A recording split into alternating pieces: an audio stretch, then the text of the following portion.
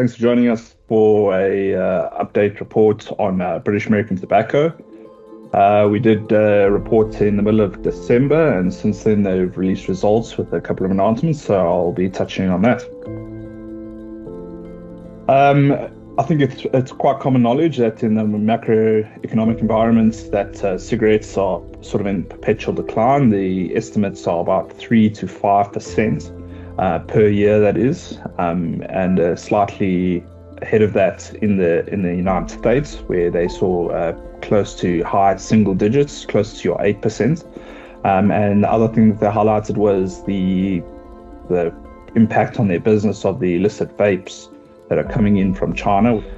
From a valuation point of view, they've traded at quite low levels for quite a while now. It's well below its long-term average. So we do see some upside if it can sort of reverts close to the mean. And then on the 8th of February, they came out with results. Both them and Philip Morris came out with results. The results were slightly disappointing.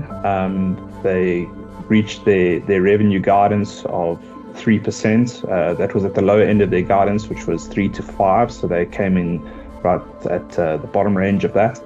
The revenue actually went down by 1.3%, but when adjusted for the exit of the Russian business and for currency fluctuations, it came in at about 3%.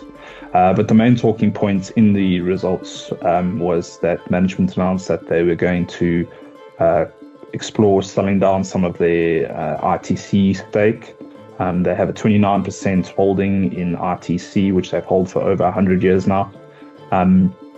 And they still want to maintain voting control, which means that they need 25%. So based on that, we can assume that it's a 4% sale, which will be about £2 billion, which will help with their debt deleveraging, which they've been focusing on for a while now.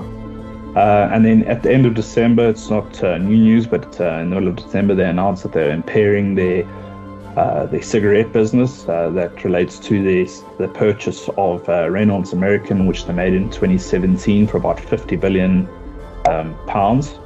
and they were impairing that by £25 billion, which the market didn't like. The share dropped about 10% on the day, but it is prudent from an accounting point of view, so they're going to impair that over 30 years now, which I think is fair, considering that cigarettes probably won't. They'll be around, but in the next 30 years, you can see that they're just going to steadily decline, as we've seen over the last couple of years.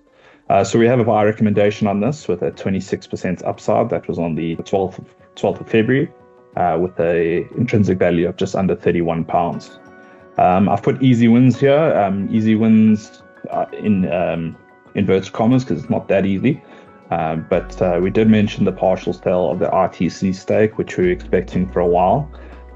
They still have a large holding in that. And then the resumption of their share buyback program, which they paused at the beginning of last year, trying to get their net debt down to below 2.5 times. At the end of as of the results at the end of December, it was at 2.57, so they're almost there. And then we should see some resumption of that share buyback program at the current levels, which will be beneficial to the company and to shareholders.